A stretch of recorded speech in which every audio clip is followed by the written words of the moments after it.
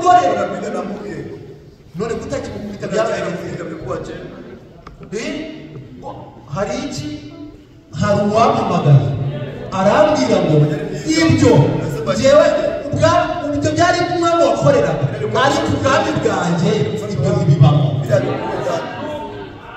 Amen. Imana yacu Mungu wetu yarakoze alifanya vizuri, yaduhaye agakiza kupatia wokovu k'ubuntu kwa neema. mubakundwa Wapendwa, ubu muri abana b'Imana. sasa ni watoto wa Mungu. mubakundwa ubu muri abana b'Imana. Watoto wa Mungu. bivuye yuko uri muremure Kutokana na kama kwa mrefu, kuko uri inzobe kwa kuko ufite izuru ryiza ugiye kuki mu maraso ya Yesu Kristo. Amen. kubera azamutse Golgota iryo bikugize umwana w'Imana. Cyo gituma igihe turimo dukwiye kuba maso tugahora twiteguye icyo tutazi umunsi n'igihe. Agakiza karatwegereye kuruta igihe twizereye. Wewe murinzi ijoro rigeze he? Mugiye guca kandi bwongere bwire. Ndashaka kubaza nimuhindukire hakiri kare. Abari bambaye imyambaro yo kwishima nimuhindukire nikuremo mwambare imyambaro y'umucyo. Imana ibamugisha.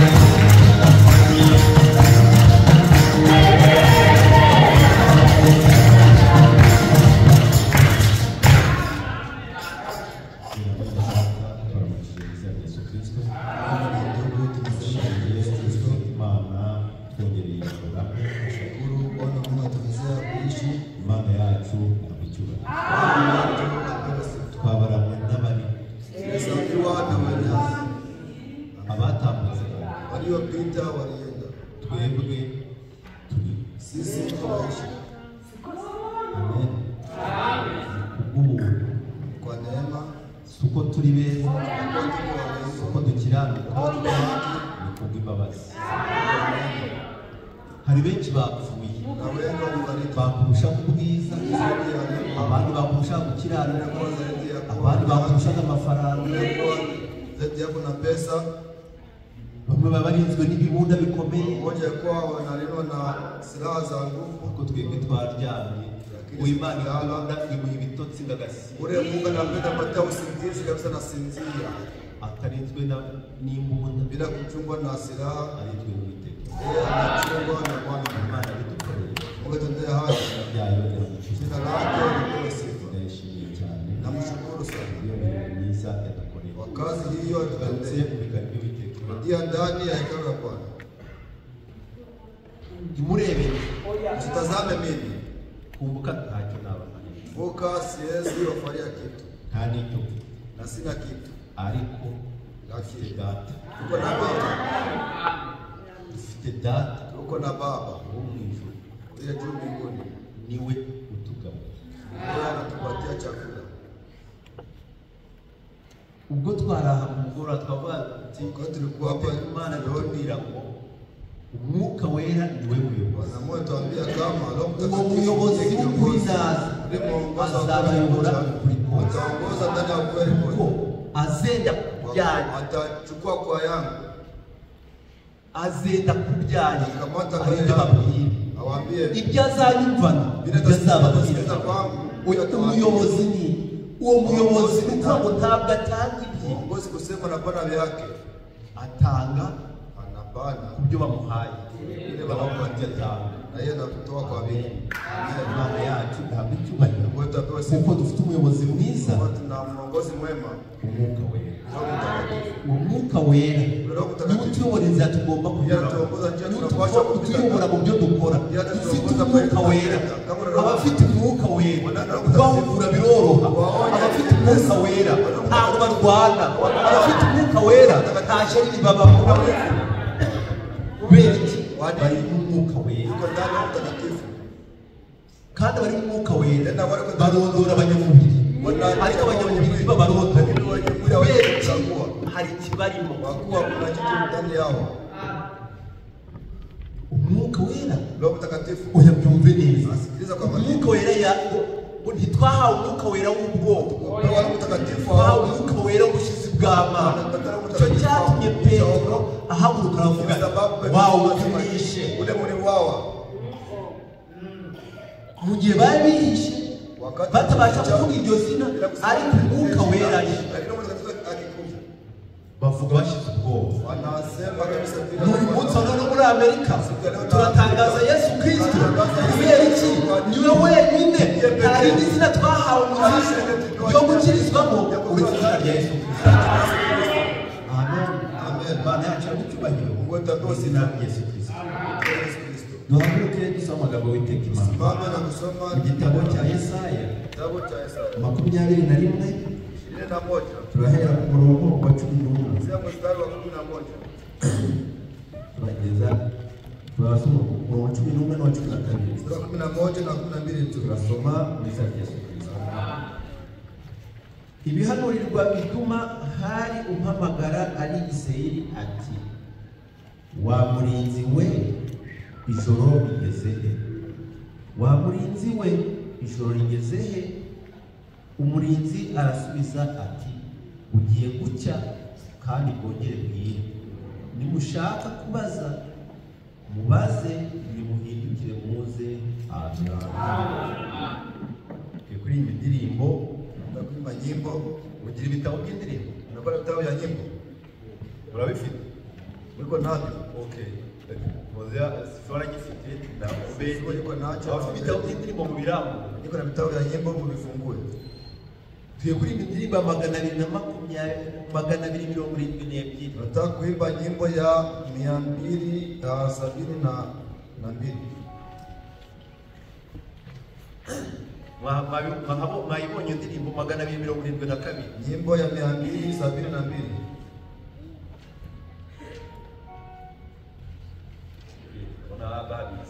ababikeneye no mu basere ababishaka kibaherere Wapatie kitabu wasome. abasere bazi gusoma cyangwa tuyeba mu gitabo Wapatie kitabu. tugiye kuri iyi ndirimbo Nataka kuimba nyimbo. umwami ageze ku irembo wabambwe ku musaraba yaje kuduhana mbere tubane mu ijuru umwami ageze ku irembo wabambwe ku musaraba yaje kuduhana mbere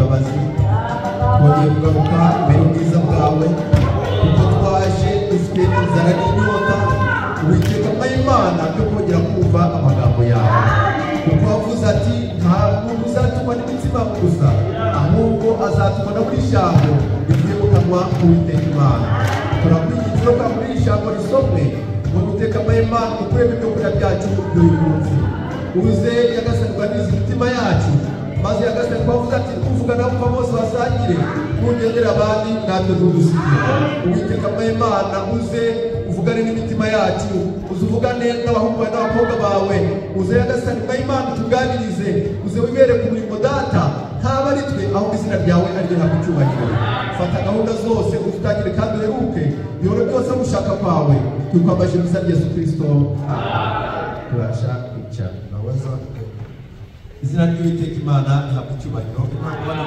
izina ry'umwami wacu Yesu Kristo tugiye kuganira kuri ijambo ritoya Tangazo moja linalo fupi kuvuga ngo mbese igihe ki nasema eti ni wakati gani? mbese igihe ki Wakati gani? ureba ku isaha kugira ngo umenye igihe Angalia saa aho kigeze nafika wapi? mu rugendo rw'umwuka dufite isaha Safari itwereka aho ibihe bigeze tuonesha wakati. none mbese umwuka tubaza ati none ni igihe ki Ndio anatuuliza eti ni wakati gani? ni igihe ki Wakati gani? hano aya magambo dusomye yaravuze ati Maana tunasoma nasema eti ibihanurirwa ituma hari umpamagara ari Isirayeli ati wa murinzi we ijoro rigeze he usiku unafika wapi? umurinzi arasubiza ati bugiye gucya Jibu eti unataka kandi bwongere bwira nabo wa murinzi we mchungaji ijoro rigeze he usiku unafika wapi? mwizata naturebere igitabo cy'abaroma Ndugu angalia kitabu cha Warumi. abaroma 13 umurongo wa 11 n'umurongo wa 14 Warumi 13:13 na 14. niba taburi zahageze na dusomera 13 11 umurongo kugeza kuri 14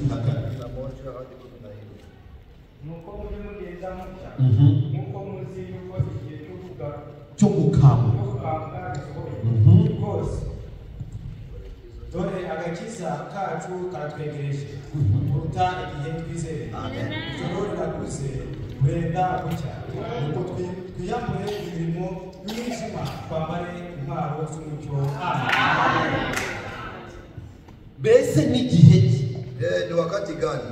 umurinzi ati Mchungaji bugiye gucya nataka kuja. kandi bwongere bwira Ninapoongeze mwingine. bugiye gucya turi mu gicuku cy'ibihe turi mu gicuku kubera ko ibikorwa byose bibi bikorwa mu gicuku abasinda basinda nijoro abiba bariba nijoro abasambanyi basambana nijoro none turi mu gicuku cy'ibihe Iko usiku wakati. none babaza umurinzi bati kubera ko abisirayeli babaga bafite umudugudu ukikijweho n'inkike hejuru hariho umurinzi niwe bareberaga ibiri hanze baramubaza none wa murinzi we ijoro rigeze nawe ati bugiye gucya kandi bwongere bwire amen buraca hehe bugiye gucya ku bisirayeli ariko ku banyamahanga hacura umwijima none ntacura umwijima none bibiri yiti nimwiyambure imirimo y'umwijima kuko agakiza karatwegereye kuruta igihe twizeye sura kuri ayo magambo Pia kwa maneno hayo. usome buhoro Some pole pole. umurongo umwe Mstari moja moja. nuko mujye mugenza mutya Sasa mkwe mnatenda hivi. nk'uko muzi yuko igihe nk'uko muzi yuko igihe cyo gukanguka gisohoye mujye mugenza mutya Karibia mnatenda hivi. dore agakiza kacu kuruta igihe twizeye amen duhagaze aho ngaho agakiza kacu Wokovu yenu karatwegereye kuruta igihe twizeye niba maze imyaka 40 n'irindwi mvutse none agakiza katwegereye kuruta igihe twizereye none niba agakiza katwegereye kuruta wizereye none wowe uri mu biki Uko mu nini? uri mu biki ese uri kureba igihe kigeze ese none ko murangaye ese ko murangariye iby'isi Mnasibara bya wewe. tuba dufite umukozi witaga Amundana Amundana yaravugaga ngo ngo kurangara no Kabisa. Kuzubara ndio kubakia. kurangara no gusigara Kuzubara ndio kubakia. kurevejo kuresite none nturangara urasigaye Kubakia kabisa. kubera ko igihe turimo agakiza katwegereye kuruta igihe twizereye niba muhira agakiza kakwegereye kuruta igihe wizereye usigaranye iki ahubwo igisigaye amasaha tugezemo nayo kwitegura oya byumve neza iyo umukobwa yiteguye gushyingirwa ni ukuvuga ngo uri kwa kwezi kwa nyuma ntabyo kurangara ibyo bagutumaga byose birahagarara ibyo yarawugiyemo byose bigahagarara kujya mu murima bigahagarara gutuma he bigahagarara kubera iki hari ibyo ahugiyemo ariko uri kubyumva none bakuba yewe wa murinzi ijoro rigeze na wati bugiye gucya kandi bwongere bwire amen turi mu gihe cya mu gicuku bugiye gucya ku Bisirayeli umucyo ni ijambo ry'Uwiteka Imana none rero agacyo gatatu gisigaranye kagiye kwimuka kimukira ku Bisirayeli urasigara hehe Utabakia wapi? komeza neza Endelea chini. ijoro rirakuze riragucya ngo twiyambure imirimo y'umwijima twambare intwaro z'umucyo ijoro rirakuze Siku kabisa inakomaa. burenda gucya Itakucha. twiyambure imirimo y'umwijima Kazi ya giza. twambare iki imyambaro y'umucyo oya byumve neza Sikiliza kwa makini. iyo ugiye kuryama Kenda kulala. uryama umutungure Kulala vile au wazi. umutungure Wazi. kubera iki Kwa ni nini? nijoro Ni usiku. wanahaguruka ukagenda sa problem kubera iki ni nijoro Usiku. ntabwo muri kubyumva Lakini mnamsikia. mubari mu byumva mu mwuka Unisamehe kusikia. kubera ko ari mu gicuku ugenda uko wishakiye ugahaguruka nta problem Bila tatizo. ni mu gicuku nyine Wakati wa giza. ibeshye hagiremo ukora ku gatambo Utakaja kuwa kuwasha taa. urasimbuka Utaruka. kubera iki Kwa nini? haje umucyo none rero nitwiyambure imirimo y'umwijima twambare imyambaro y'umucyo kugira ngo utadukeraho turi umutungure Jana tuchukua yesu kristo ataza agasanga turi umutungure amen kubera ko ijoro rirakuze ugiye gucya utaraca wiyambure imirimo y'umwijima kucha mjivue ile vazi ya giza. hari imyambaro y'ijoro Na mavazi ya giza ya usiku. iyi Ndio. umugabo akaba yambaye akantu Anaomba na kamata. umugore yambaye akantu ka ariko ni imyambaro y'iki yite n'ijoro ariko iyo bukeye uhagara kubyambara wabihindutse nicyo gituma no mu ijambo ry'Uwiteka Imana hari imyambaro yaba umwijima n'imyambaro yaba umucyo twiyambure imyambaro y'umwijima twambare imyambaro y'umucyo kubera ko ijambo ry'Imana ni umucyo umurika Nuru na angaza. ibyo ukora Ile unatenda. ashere ntiyakureba Washiria kuangalia. muzeje ntari kukureba ariko hari umucyo ukumurika hari kureba hari kwitegereza aho unyura birakureba uko ugenda birakureba nitwiyambure imyambaro y'umwijima twambare imyambaro y'umucyo agakiza karatwegereye kuruta igihe twizereye Kwa tuliamini. katwegereye iyi ndirimbo yatubwiye ngo Tuambia eti. umwami ageze ku irembo Mfalme anafaa kumlango. umwami ageze ku irembo ubwo ageze ku irembo Anafaa kumlango. ari gukomanga Anaabisha. hano ku gice cya kabiri avuga ngo ibyerekana kuza kwe birihuta kuboneka kandi agiye kutugabira kubaho kw'iteka. Ibyerekana kuza kwe biri kwihuta kuboneka. Muzumva intambara, nimuraza intambara, muzumva amahanga azasubiranamo, amoko asubiranemo, urukundo rwa benshi ruzakonja, abavandimwe bazangana, umukobwa na nyirabukwe, umukazana na umukobwa na nyina, abo bose bazangana. Ni ibimenyetso biri kugaragaza kuza kwe. Amen. Muzumva intambara, n'impuha z'intambara, urukundo rwa benshi ruzakonja. Ariko uri kubyumva? Oya, byumve neza. Ufika ndi busy nakora kazi nyingi. Na telefone wangu kitwa busy mu na telefone tunakuwa niki urukundo rwakonje. Urukundo rwakonje. Aho urukundo ruri, abo ukunda abo rero turavugisha. Ariko kangahe mwene so muzaraganwa kugira utamenya n'amakuru. Muri iyo minsi urukundo rwa benshi ruzakonja. Ariko Imana idufashe twiyambure imyambaro y'umwijima twambare imyambaro y'umucyo. Kubera iki? Agakiza karatwegereye kuruta igihe twizereye. Amen. Hepfo hati ngo ntihazabura intambara, ngo ntabwo amahoro azahoraho. Yesu atsembyeho Yesu n'ibyaha, akimalizia kifo na dhambi.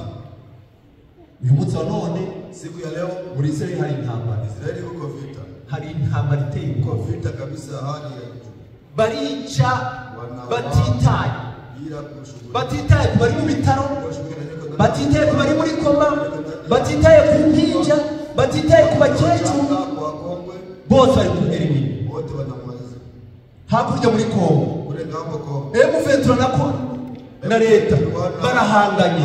Ibyo byose ni ibimenyetso biri kwerekana yuko umwami ageze bugufi. Bibiliya iti nimubona ibyo bibaye, mukabona bibaye, muzarame murebe ku gucungwa kwanyu muzaba kwegereje. Nimubona ibyo muzararame murebe gucungurwa kwanyu muzaba kwegereje. Ariko ingorane iriho, lakini tatizo hili turarangaye. Tunazubara. Se kurangaye? Mbona zubara? Ese uyiringiye iki? Ese uzi igihe ari buzire? Unajua wakati atabiri. Bibiliya iti. Bibiliya iti. Hepfo muri Matayo ari kuvuga ati, Matayo kunasema iti, muhore muri maso kuko mutazi umunsi n'igihe. Kuko umuntu atamenya igihe umujura ari bumwinjirire, bariko nawe muhora muri maso. Yaba abasinzira mwihangane, ngo yabaye nyir'urugo yamenye igihe umujura azinjirira, yabaye maso akamutegereza, ntabashe kumwiba. Ariko kubera kutabizi araza agacukura inzu, usinziriye akagera mu nzu akakwiba akagutondora. Kubera iki? Wajya gukanguka ugasanga byagiye. None Bibiliya iti namwe nimube maso kuko mutazi umunsi. mukeshe jya mujue siku na wakati. Wa murinzi we ijoro rigeze, bugiye gucya kandi bwongere bwire. Burakeye ku Bisirayeli, ku banyamahanga burije. Agakiza kazaba karangiye, umugeni azaba agiye. Nagenda ku banyamahanga bizabishira, uzaba asigaye hano azaba ari umupfapfa. Niba urahura na ka karengane, kubera iki? Bya bindi yabwirijwe yabifashe nk'aho ari ibintu bisanzwe, kubera ko byavuzwe na kunguka ni ibintu byoroheje. Ntabwo nakubwira ibyanjye, nakubwira iby'Uwiteka Imana. oya yumve neza. Asikiliza kwa makini. Igihe turimo ntabwo ari igihe cyo Si kurangara. wakati wa kusubara. Ibihe biri kutwereka ko biri ku iherezo. Zinatuonyesha kwa mwisho. Muzumva inzara, Nasikia njala. muzumva no guhorera Nasikia kabisa n'imishyitsi. na tetemeko. Ibyo mutari kumva ni ibi. Ya mujasikia ni Ibisigaye ni ibi. na baki ni Indwara z'ibyorezo. kabisa ugonjwa. Corona ejo bundi yatuma yishyirwa mu nzu imyaka. Corona ilikuja tunaweza mu nyumba miaka Bibera mu nzu. tunaishi ndani ya nyumba Udasohoka. bila kutoka nje. Igihe twiyambariye gukura mu Navala kama vile dada navala. ari uko twibere. Tunakuwa vile Ibyo byose muzaba hazaduka indwara z'ibyorezo. tunakuja ghafla. Ibyo byose nibimubibona muzabe mureba kuko gucungurwa kwanyu kuzaba kwegereje. Ukombozi wenu utakuwa karibu. Amen. Amen. Gucungurwa kwanyu Ukombozi wenu kuzaba kwegereje. utakuwa karibu. Igihe turimo Wakati tunamo bugiye gucya. hata kuja Komeza hepfo. endelea chini.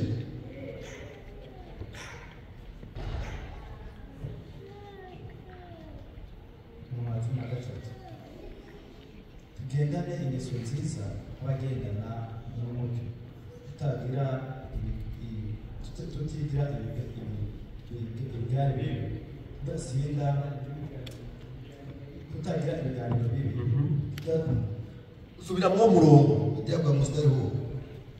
umwaka na gatatu tugendane ingeso nziza abagendana umucyo Tugendane ingeso nziza Tembea tabia nzuri. nk'abagendera mu mucyo. Kama wanatembea ndani ya Abari kugenda mu mucyo wanatembea ndani ya nyumba. bagenda ntacyo bikanga. Atikanga barasita, atikanga ngo hari icyo aragwa mu kinogo. Kubera iki? Tugendane ingeso nziza nk'abagendera mu mucyo. Tabia nzuri. Tumenye ko tugendera mu mucyo.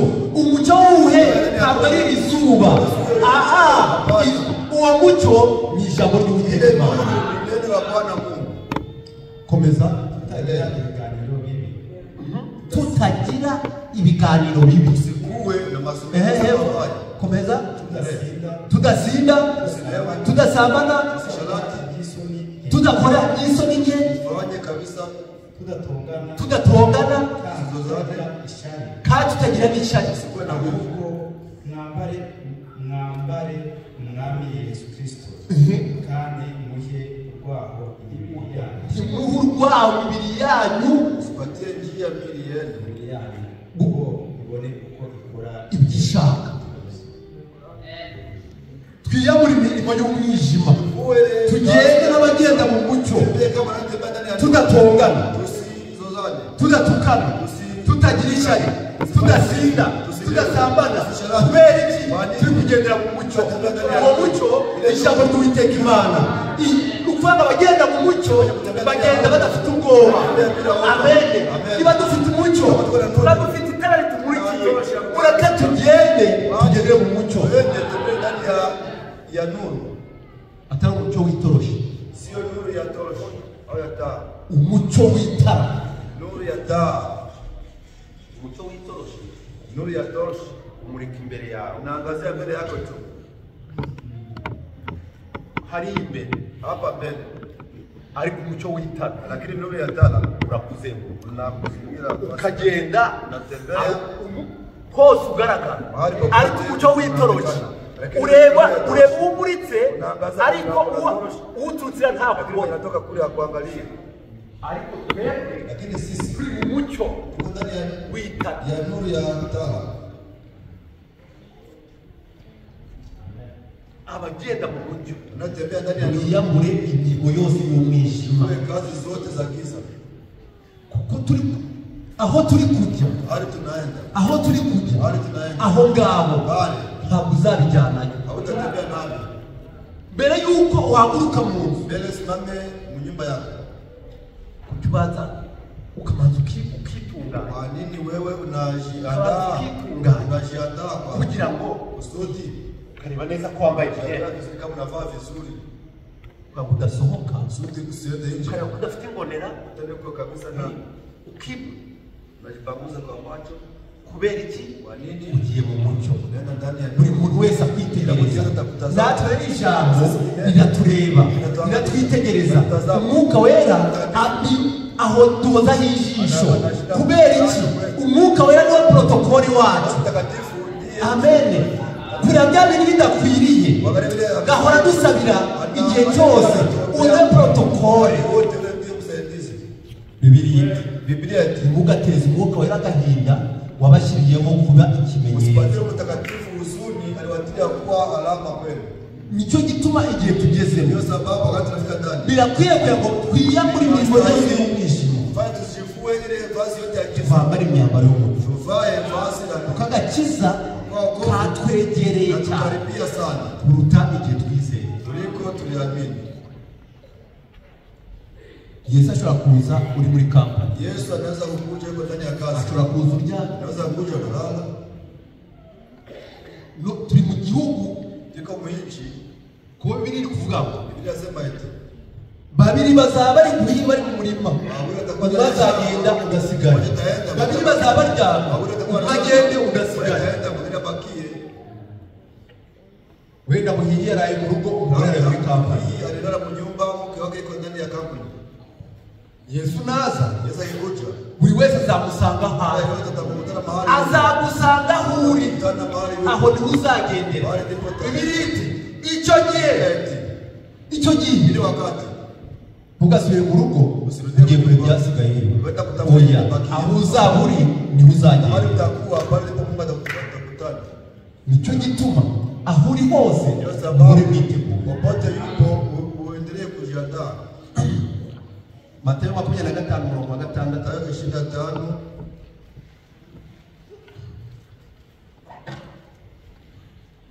25:6 25 mstari wa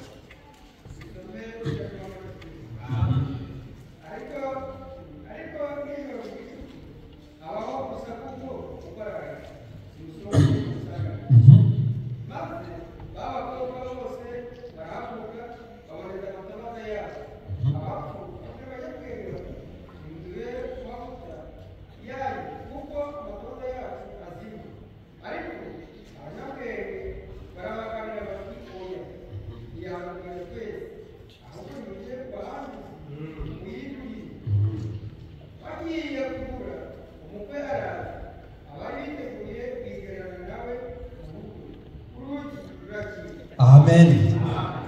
Ariko mu gicuku wakati wa usiku. ryari Siku gani? ryari ku manywa Mchana gicuku mu usiku. habaho urusaku ngo Na kwa kelele umukwe araje nimusohoke umusange. anakuja unaenda nje mumulaki.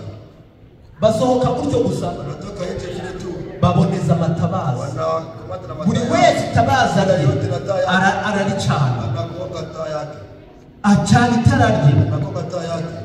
Abandi nabo Wengine nao babandi batabyitaye wenye wakushughulika babyumvise wanisikia. bakabyira tuzabikoresha Tunapata vitenda kesho. tuzabikoresha. Fanya kesho. None niho hawe Leo ejo ntabwo wako kesho siku yako. ahacu ni none.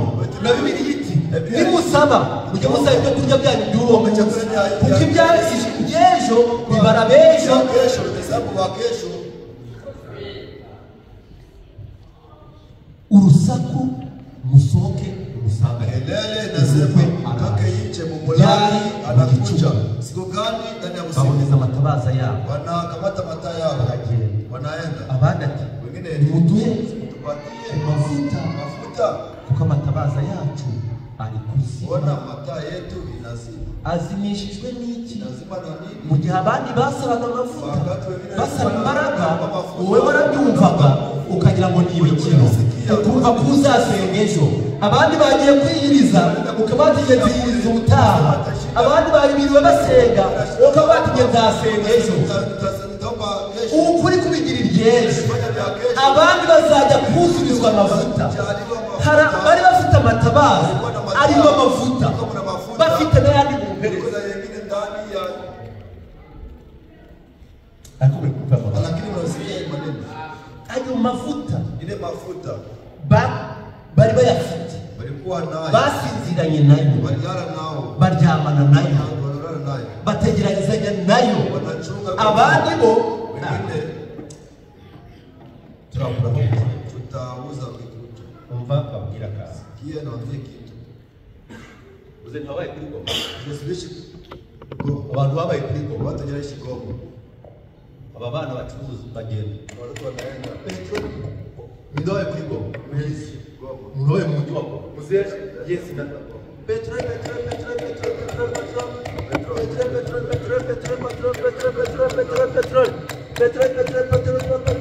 uko ari kuvuga peteroli Anasema petrol. ari kugira ngo bagure hakiri kare. Biracyari saa 12 Hadi saa 11. peteroli yayikuzaniye mu rugo Alikuletea ari kuyizana muri karitsiye.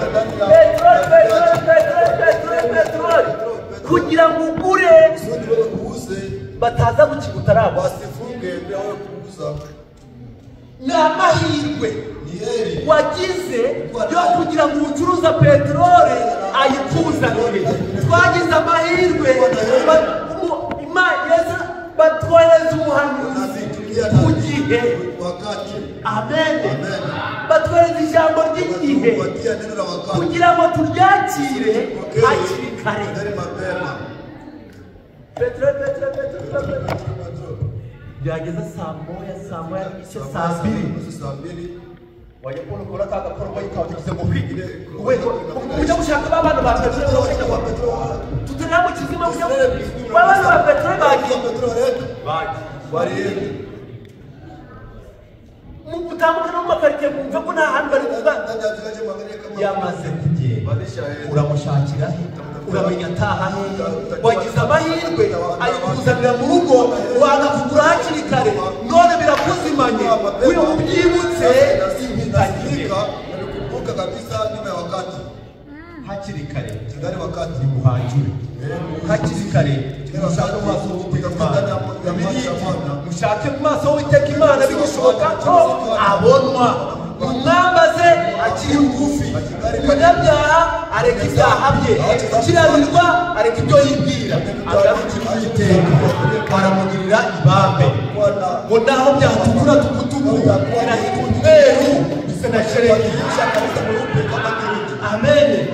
Ushaka bigishoboka hari igihe bizaba bitagishoboka. Hari igihe oya kumve neza. Sikiliza vizuri. Nowa arabwiriza aravuga ati anasema nimwinjire muingie. ngiyi mujye nimwinjire. Safina muingie. Mnakaza Mtu anakuja. muyomba Mjomba. hari byinshi nari gukora Na mengi bwana tenda. ariko Lakini kamenzizeho akagahesi wacha nitio kaka kaesura. Kesho yake nitakuja. anuwe n'umwanya Hii nafasi yangu nakamata nafasi. akagenda Anajetea. undakaza Anarudia. ubu nanjye Na mimi unanjye ngo kamenzizeho iyi ntebe niyo nzicara nikamata nafasi akikomereza akajiendelea na vyake. ntabwo mu by'agakiza ntabwo ujya bafata Nikamata nafasi. yinjira winjiye naho kwinjira kandi kari hanze uzasigara. Nje utabakia.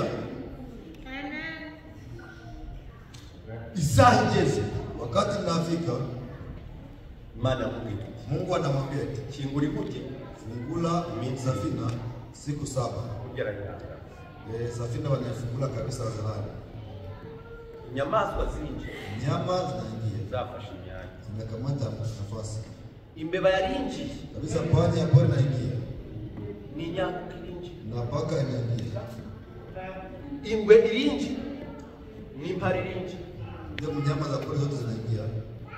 yinjiye kubera iki? Inaingia kwa biri nini? guhunga Iko na kimbia. na hano muri Amerika Hapa ndani ya Amerika. ikintu cya mbere kimenya ko imbeho yateye Kwanza kinajua n'inyoni. kama baridi inakuja ni ndege.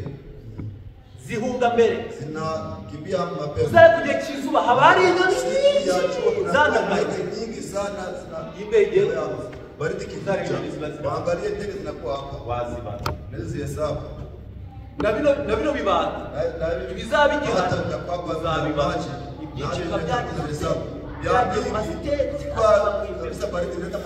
kuko byo bibimenya mbere juu vinajua mapema. ako muri kumva amagambo Nasikia maneno haya. Nowa arababwira ati nimwinjire. Nuhu anawaambia eti muingie. Inyamuka yinjiye Paka inaingia amerwe yasize hari kabisa, ile ya kupenda nyama iliacha pale. ingwe yinjiye ntabwo yaje uvuga ngo hari ahantu inyamaswa ya kusema pale kuna mnyama nyingi hapana. eba iriya niyo twadufitiye amahanga Pale tu tulikuwa kabisa ariko na tatizo. ikiguhiga iyo kintiga Mimi kinaniwinda. ikikurwanya Nakubanisha. umwanzi wawe niwe mwanzi wanjye. Umwanzi wacu ninde? Ni Satani. Ntabwo umwanzi wanjye ari Asheri, ntabwo umwanzi wanjye ari Esheni, ntabwo umwanzi wanjye ari mushiki wanjye. Umwanzi wanjye ni Satani. Amen. Amen. Ziramanuka. Tunashuka.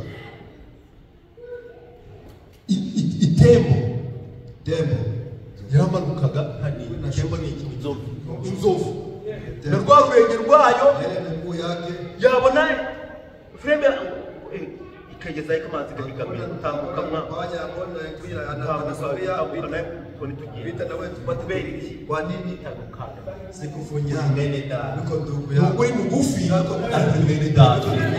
Ntabwo tureba ku burebure, tureba ku bunini. Ukuri kungana kose Yesu Kristo aragupfiriye, yakuza mu Golgotha kugira ngo ubeho nanjye mbeho. Amen.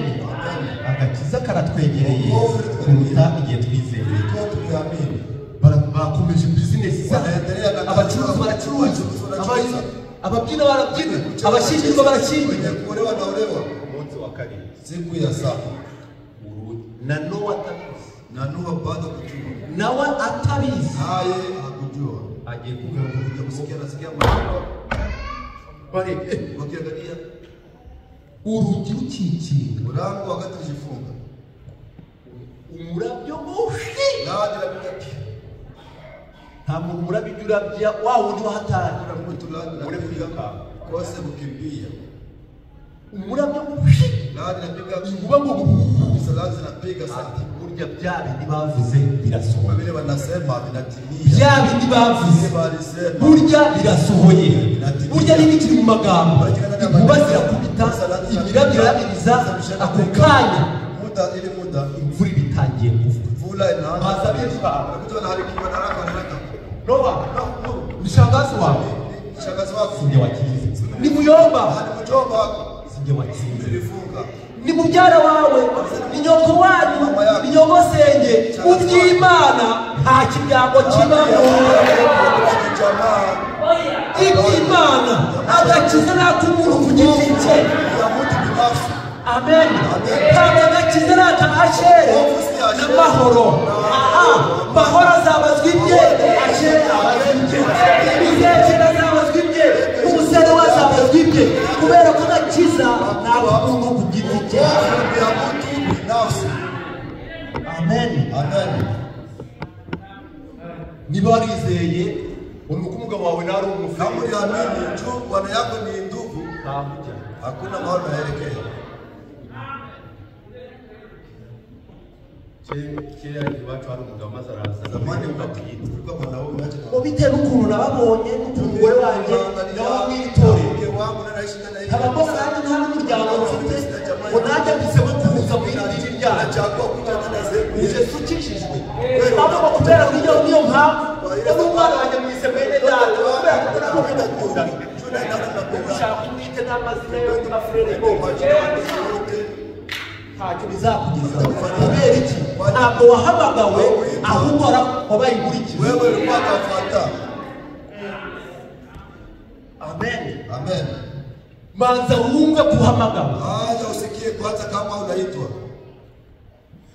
yukozweho uhamagawe, ijambo riratangwa ukaza nakuja ugapfukama, unapiga magoti jewe ndaje nakoze ibi nakoze kubera iki? kwa nini Kwihana ni ukwatura. nena na sauti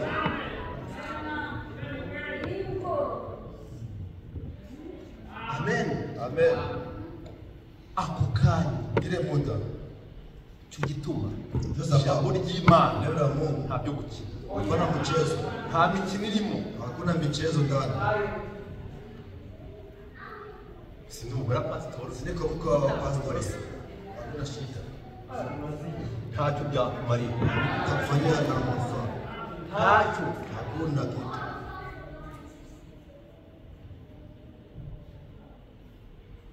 kera zamani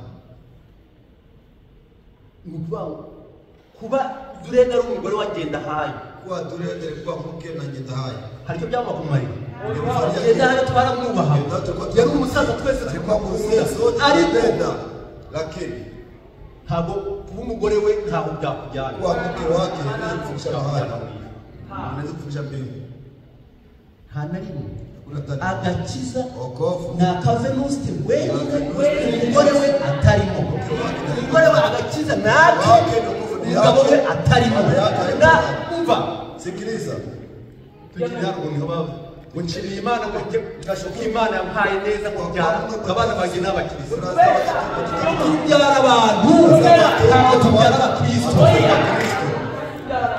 tubyara abantu Imana yabagira umuntu ikabamurikishiriza umucyo wayo nabo bagakizwa ikabahamagara bakizwa bagahinduka abana b'Imana ariko ntabwo abana bakunguka ari abakristo kubera ni abantu. Amen. Amen. Rero igihe tugezemo wakati tunafika gukina n'agakiza acha kucheza na wokovu isaha twagezemo tunafika ndani urugi ugiye gukingura mlango inatoka ese ni urukingo utarinjira uragana hehe ese ko imvura igiye kugwa ese urabigenza ute inkugi imaze gukinga safina akishafungwa bizera wanaamini itagiye Nowa twari twaramupinze ariko none ngo twabyemeye sasa tumekubali byari muda gani wakati oya nikamubwire umugeni namara kugenda barabajya kureba kajya kwa runaka basi akatiza nagerayo asanga yagiye kajya no kureba no kwa gasara nawe yasenganaga nawe ndebe ko wenda we yabagira nagerayo asanga yagiye kajya kureba ayiruka nawe nahagera asanga yagiye byari imitagire batangiye kuyamuhandura ariko byari ishaisha nyuma ya wakati ushaka Uwiteka bigishoboka abonwa kuko agakiza karatwegereye kuruta igihe twizereye isaha turimo tuko ndani ni isaha yayo saa ya mwisho saa ya mwisho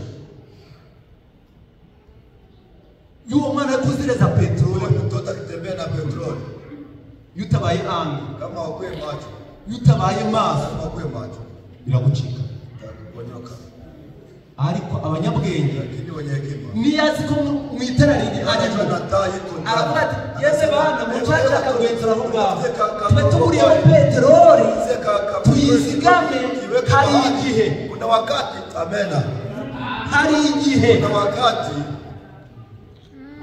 uko niko abanyabwenge bagize bashaka amavuta bashyira mu matabaza bashaka n'ayandi bashyira mu tugenzure bashyira mu mperezo barayatega ya machupa wanaiweka mahali umva sikiliza ni ukuvuga ngo usema eti tumenye ibimonyo tukue kama ibimonyo ngo tuhaha mbere ndugu inarudia mapema ati hari igihe nasema ibihe bizaba bibi na wakati acha niwe mapema acha nijiwekee bya bihe bini biza ni wakati mbaya sasange kutani yeye ngoja muri kutani saa nipatie saa unipatie saa sichelewe iri ku gihe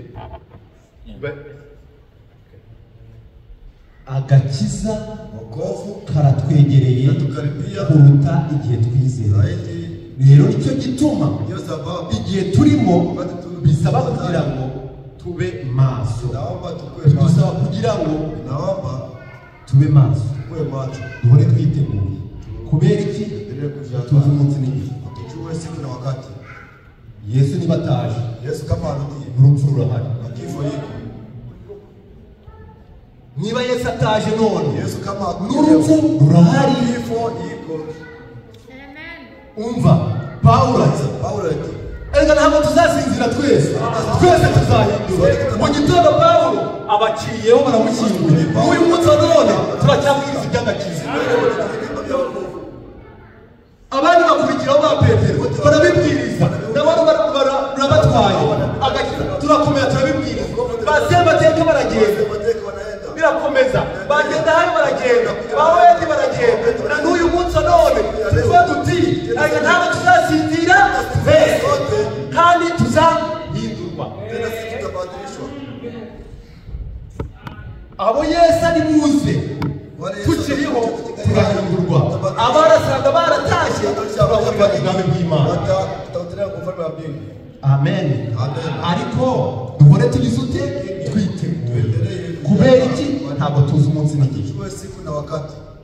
Twiyambure imyambaro y'umwijima. Tuvue mavazi ya giza. Y'umwijima. Ya giza. Imyambaro temiya nijoro. Kabisa vazi ya usiku. Ukubitanye na buhihi nijoro. Wakwishika. Kimbia. Ariko kubitana nawe kumanywa. Kutana naye mchana. Akagabo keza. Mwanamume mmoja. Kubera iki? Yambaye imyambaro y'umucyo. Navala vazi ya ariko akubise biteme y'ijoro. Pia akajya vazi ya usiku. Nicyo gituma umufure utari ijambo ry'Imana cyangwa urusero utari mu Imana asa n'abandi bose n'umupagani mu bapagani.